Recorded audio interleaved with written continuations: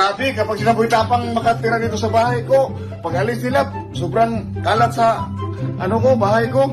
Uwi na sila ngayon sa Alcoy, mga idol. Pero grabe, galit ako ng galit sa kanila kasi sobrang kalat sa bahay ko. Kita nyo naman, sobrang kalat. Grabe yung mga tao nito. Wala namang sa may-ari ng bahay.